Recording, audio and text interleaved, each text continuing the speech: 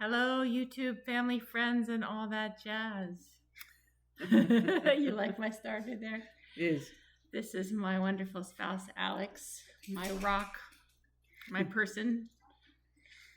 Alex suggested that I start this video log to begin with. I think it's really helpful for me to process my journey. It's helpful for friends and family to know how things are going.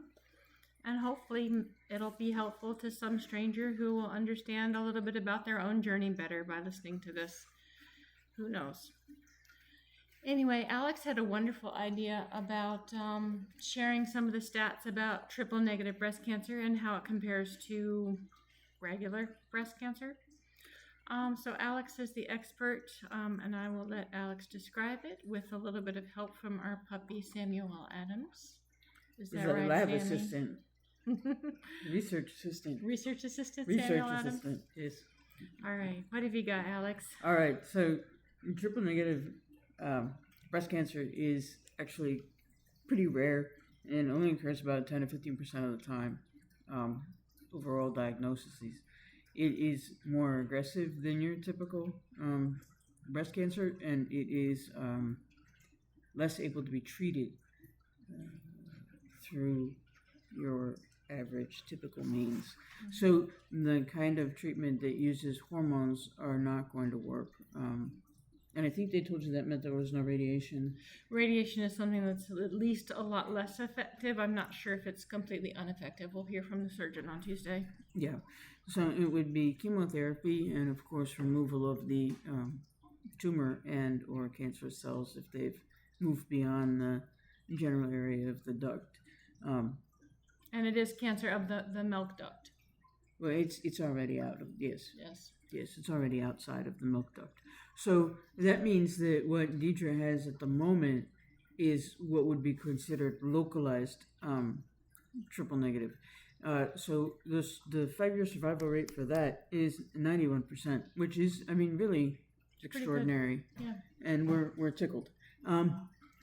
The next case would be regional, and that's if it has spread outside of the breast to different kinds of structure or lymph nodes, and that means that like it would be lymph nodes that would be located in the armpit or located in the neck area above the collarbone. 5-year survival rate for that goes down to 66%, unfortunately. And as far as we know, the doctor, the imaging from Tuesday, there was no indication that it was in the. I'm not sure what they imaged on Tuesday, but at least from a month ago, they did ultrasound my lymph nodes. Correct. And they said that there was no indication that the lymph nodes were compromised at that time. Well, I mean, things could have changed in a month, but they are moving things along very quickly for Deidre, so one would hope that that's not the case.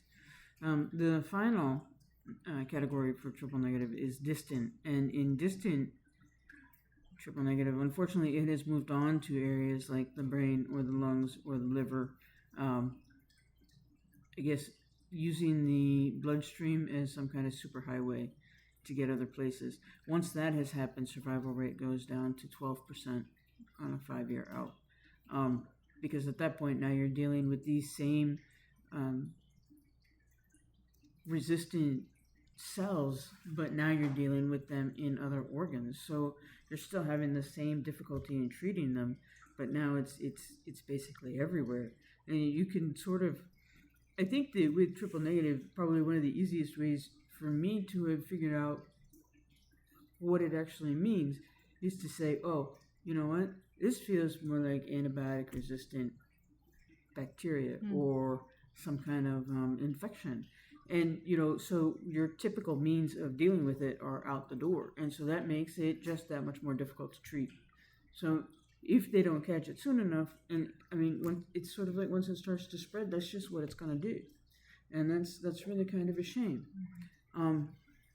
Then my little understanding is that, for example, estrogen is one of the markers traditionally that I'm negative for. And that can be used as a channel to sort of feed the tumor the things that you can kill it with, so it can take up the drugs that are killing the tumor. And my cancer won't take those up. Yeah. And I think this might be a good place also to mention the CMIST study that we're so fortunate for. UVA is part of national or international, I'm not really sure, study looking at fibrocystic breasts. And when I scheduled my regular mammogram in June, I was approached with actually 2 studies that I qualified for because of my fibrocystic breasts. And I was asked if I would be willing to participate in either one of them. And, you know, unbeknownst to Alex, it wasn't a big deal to me. I just like being part of research and science. So I emailed the lady back and said, which one is going to be harder for you to recruit patients for? And I signed up for the more aggressive of the 2 studies, which gave me not only more detailed imaging, but also gave me a double set of doctors to independently blindly look at the image results and make sure that they were robust.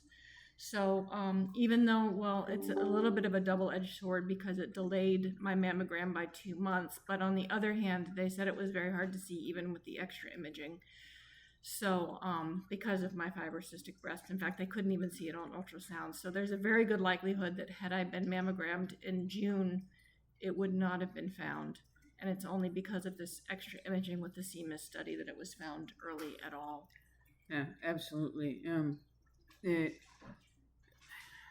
The ability to be in Virginia and have access to UVA is really a key to what I certainly feel has been early detection of Deidre's cancer.